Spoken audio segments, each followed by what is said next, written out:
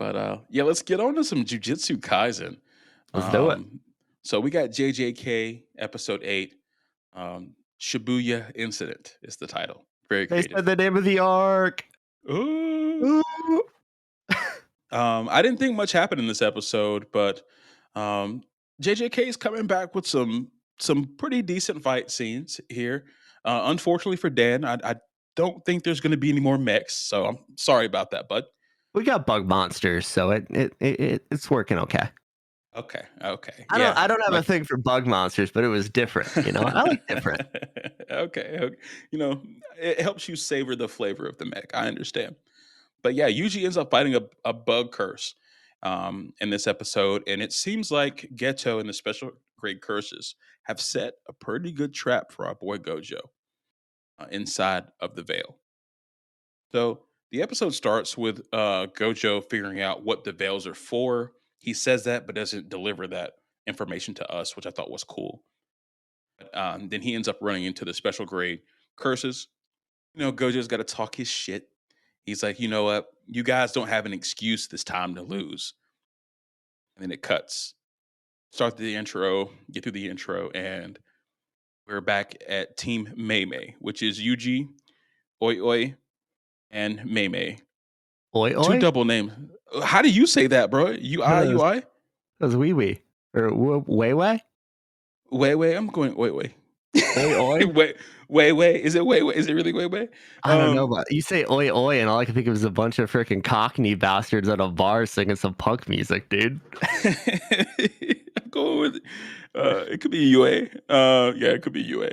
But either way, so they're heading. They found out and discovered there's a second veil, and it's working to keep sorcerers out of it. So there's an outer veil that normal people can't escape from, and now there's an inner veil that sorcerers can't get into. Um, so concentric veils, and the assistant tells the group that there's transfigured humans in the metro in between the two barriers, and there's people hunting them, hunting the normal people. These transfigured humans are, and Mei kind of confirms that the curses are forcing people to stay in the lowest level of the metro station, where Gojo is currently, and that a cursed spirit or a cursed user has casted the veil and likely is trying to stay in the top two levels of the metro. Metro's 5 levels; they're staying in the top two. Gojo, the special grade curses, and everybody, the normies at the bottom level. So Team Mei splits up. And I love the question she asked Yuji. She's like, in the way she asked it, she's like, you can go try to save people. We're going to split up into two teams. You can either save people or you can go fight somebody that's really strong. And Yuji's like, bro, you know what I'm doing. She's like, I know you want to go fight this strong person, so we'll just go do that. And it's wee wee or way way. It's WI. WI? Yeah, that's how it's pronounced. Like way way. Okay. Wait. Okay, wait. Sounds way better though. Not gonna lie. Oi. Had to go on the pronunciation YouTube quick. Yeah, I respect the grind, man. I'm working off my laptop. I couldn't do that this episode. So yeah, Mei and Wei are going to save people, and usually pulls up on this pretty strong curse. And at first, I thought it was like a just normal grasshopper, but it ends up being a locust curse. And they kind of explain why people are afraid of locusts because they create famines. They drop a lot of crops. Um, but going back to the locust curse, he says he's protecting the veil. So Yuji sees something in the corner, and I fucking called this shit. I'm good at this. I think I'm very observant. I've noticed. You It's can one of have your those little. flowers. Yeah, thank you. That's all I needed to hear. And it's one of those little pins that I was talking about either last episode or the episode before. It's kind of wrapped in the what you call them, talisman Curse paper, ceiling sealing paper. paper. Yeah, curse sealing paper. Um, and he's like, "Yeah, I just got to break that, but first I got to break this locust." And it was a pretty cool fighting scene, honestly.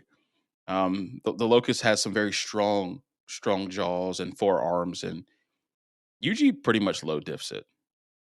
Yeah, I mean, the only thing that kind of caught him by surprise was that cell-like tail that could just Yeah. shoot out like 10 feet, which they went into it. So that's how locusts lay eggs, is they shoot that tail into the ground and just lay eggs in the ground. I mean, like, Ah, ah.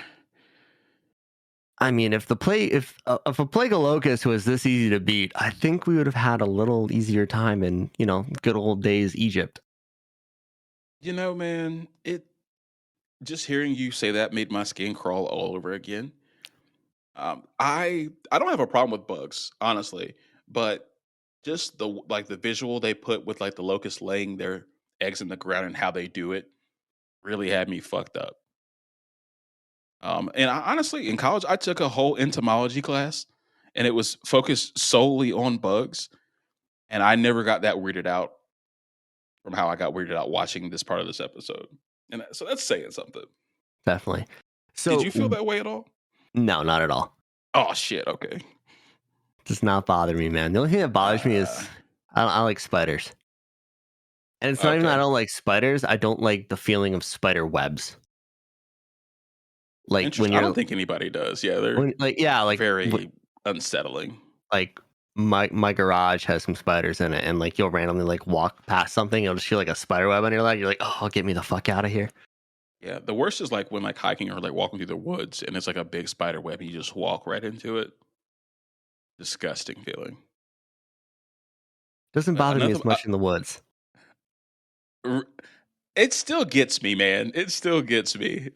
Being covered in like your whole torso in a spider web. But enough with the entomology talk. Um, so Yuji, yeah, he low diffs this locust curse, and he sees the pin wrapped up in the paper, and he pretty much just breaks it. And I don't believe the veil actually dropped, did it? No, they said it was weakening, I think. So maybe Yes. there are multiple pins and we gotta take down multiple curses. Hopefully no more bugs, but we'll see. Yeah, we will see. But then we kind of cut to Gojo, and the curses are like kind of like talking shit back to Gojo, which they think they have the upper hand because Gojo Geto has revealed a lot of Gojo's powers and what on how he operates to these special grade curses.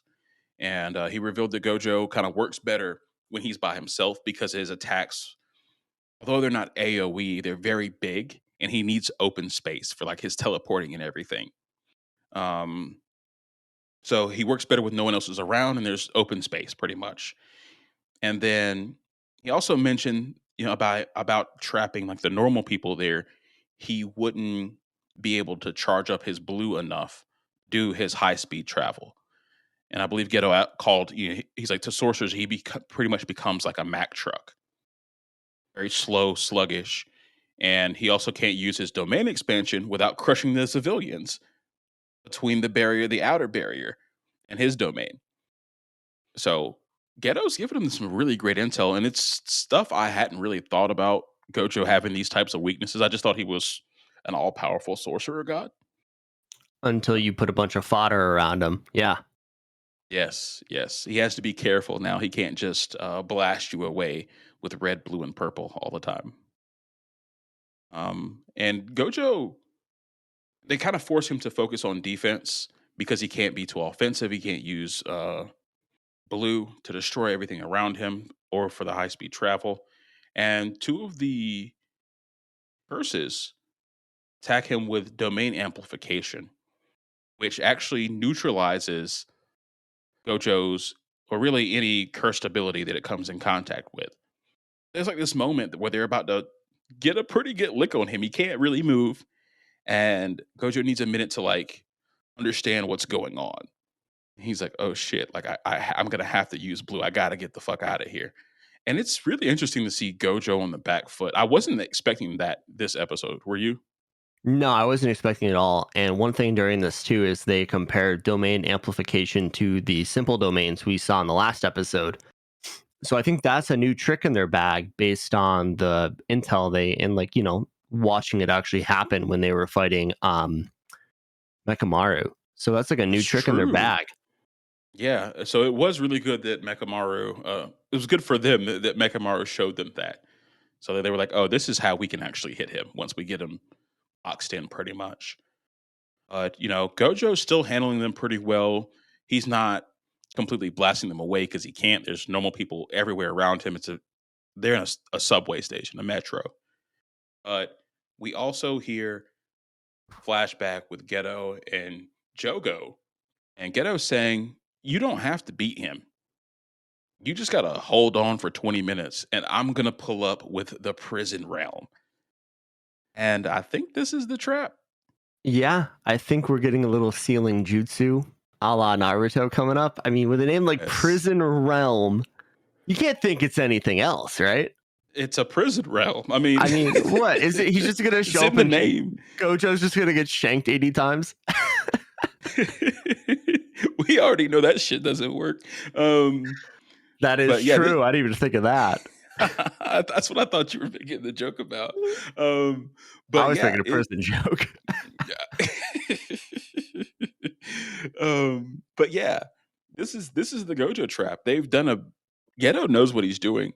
I bet he's planned this for so goddamn long because we know Gojo's the strongest and but Ghetto's he's had time and he's a very smart person and he has the benefit of once being one of Gojo's closest friends and having the power explained to him.